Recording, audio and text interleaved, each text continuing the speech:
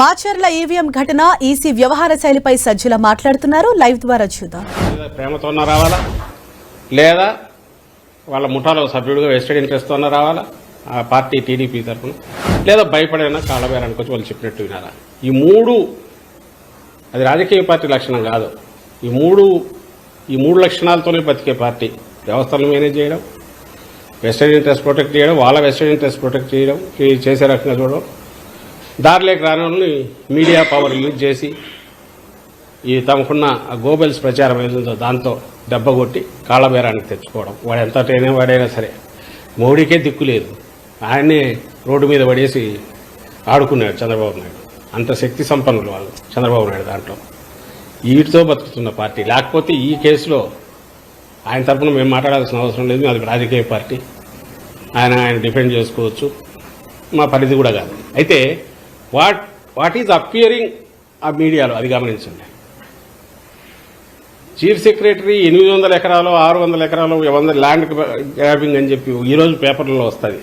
ఈనాడులోనూ జ్యోతి రామోజీరావు రాస్తాడు, రాధాకృష్ణ రాస్తాడు. దాన్ని మరుసటి రోజు ఇంకోటి కూడా వైజాగ్లో ఒక ప్రెస్ కాన్ఫరెన్స్ పెడతాడు.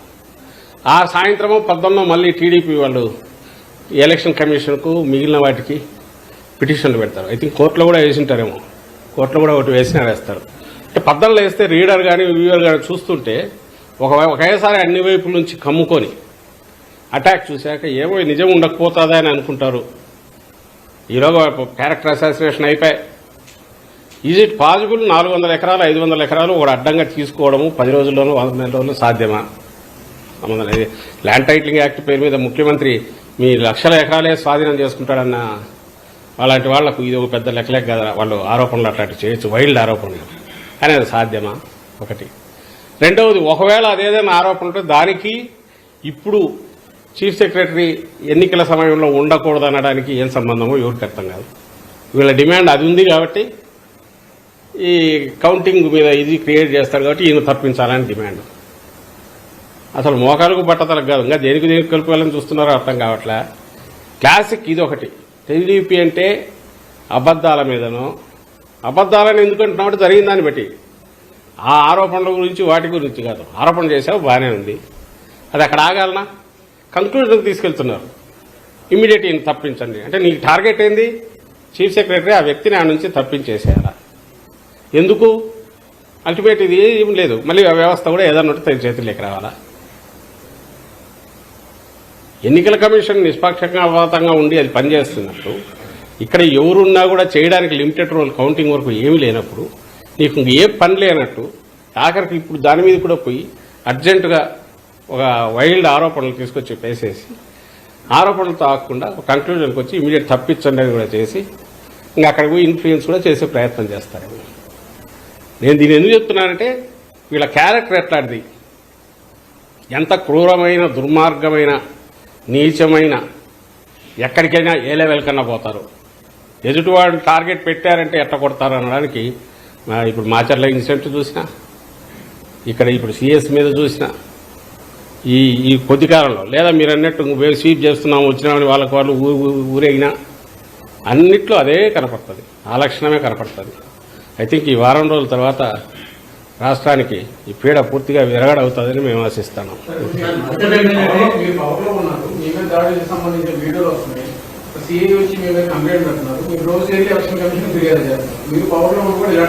నేను ఇంతకుముందు అన్నా కదా, జనం అదే అనుకుంటారు, వీళ్ళే కదా పవర్లో ఉండేది.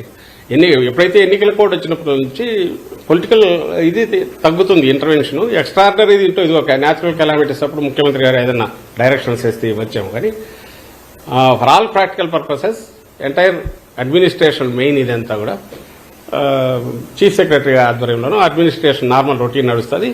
ఏదన్నా ఉంటే ఎలక్షన్ కమిషన్ గైడ్ లైన్స్ ప్రకారం నడుస్తుంది. సో పొలిటికల్ తగ్గుతుంది. చంద్రబాబు నాయుడు కావాల్సింది అదే, ఇది సపరేట్ కావాలి.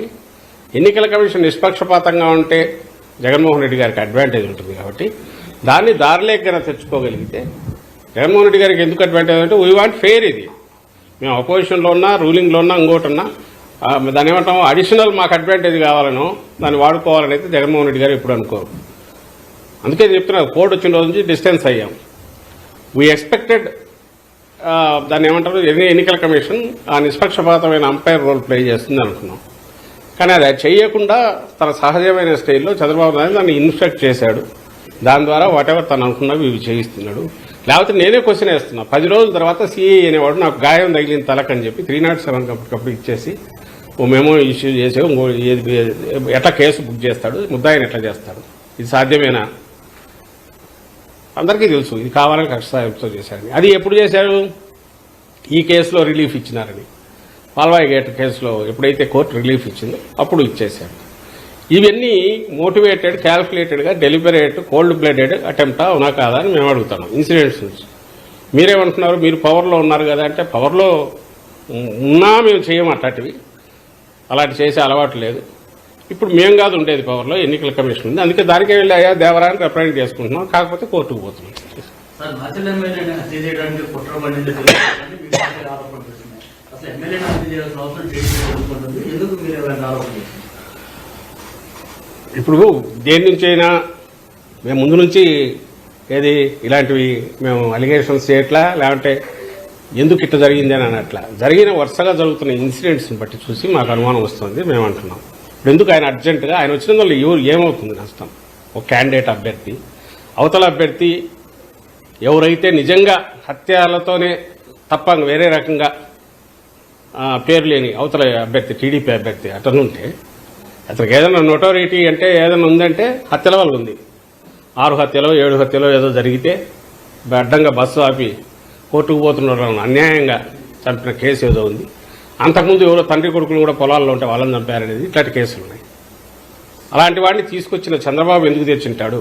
ఒకటి, అతని మీద అతనికి ఫ్రీ హ్యాండ్ ఇచ్చే రకంగా ఇతన్ని పక్కకు తప్పించినప్పుడు, ఎవడైతే పార్టీ తరఫున మా పార్టీ తరఫున తప్పించాలనుకున్నప్పుడు ఖచ్చితంగా అతనికి తెలిసిన విద్య అదే కాబట్టి.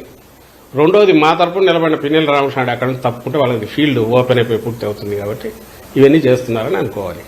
బ్రహ్మారెడ్డికి ఆ విద్యనే తెలుసు కాబట్టి. ఇది ఎందుకు అనుకుంటున్నామంటే, అతన్ని ఎట్టి పరిస్థితుల్లోనూ ఇక్కడికి వస్తేనా ఇది చేయాలి, లేకుంటే రాకుండా పట్టుకునన్నా దూరంగా అన్నా పెట్టాలి ఎన్నికల ప్రాసెస్కు. అప్పుడు వాళ్ళు అనుకున్నట్టు నడుస్తుంది కదా. మీరే అంటున్నారు ఏదో అటాక్లు జరిగితే బయటకు పోయిన వాళ్ళు కూడా రాలేదని. ఈ సిచ్యువేషన్ ఒక 5 రోజులు జరిగితే కౌంటింగ్ మీద కంట్రోల్ పూర్తి వస్తుంది. ఈ ప్రాసెస్లో ఎక్కడైనా ఇతను వస్తే అతన్ని కూడా చేసే సిచ్యువేషన్, అది కూడా మా మధ్య జరిగిన వాటిలోని మా మీదైనా వేయగలిగిన సమర్థులు వాళ్ళు. అలిగేషన్స్ కూడా ఒకవేళ మా వారికి ఏదైనా జరిగినా కూడా జరిగిన ఇన్సిడెంట్స్ నుంచి మేము డెడ్యూస్ చేస్తున్నాం తప్ప ఏదో ఊహాజనితమైన వీటితో జరగట్లేదు. జరుగుతున్న ఇన్సిడెంట్స్ వాటి తీరు చూస్తే ఇది అనిపించట్లేదా అని ప్రజలను కూడా అడుగుతున్నాం, ప్రజలను ఆలోచించమంటున్నాం. ఇంత కక్ష సాధింపుతో ఇంత ఇదిగా ఒక వ్యక్తిని అసలు ఇక్కడికి రానికుండా ఆపడము, లేదా వచ్చిన తర్వాత ఏదో రకంగా పట్టుకోవాలని 10 నిఘా బృందాలను పంపించి ఎక్కడెక్కడ ఏదో మర్డర్ కేసు కదా ఉన్నట్టు పంపడము, ఇవన్నీ దేన్ని సూచిస్తాయి? టెర్రరైజ్ చేసేదాన్ని దేన్ని సూచిస్తాయి అంటే, ఫెయిర్గా కౌంటింగ్ జరగడం వీళ్ళకి ఇష్టం లేదు. వీళ్ళ మర్డర్ రాజకీయాలను వ్యతిరేకించే వాడు ఒకడు ఉంటే వాళ్ళకి అడ్డం. సో అది ఎన్నికల పోలింగ్ ముందు చూపారు, పోలింగ్ రోజు చూపారు, ఇప్పుడు కూడా చూపుతున్నారు.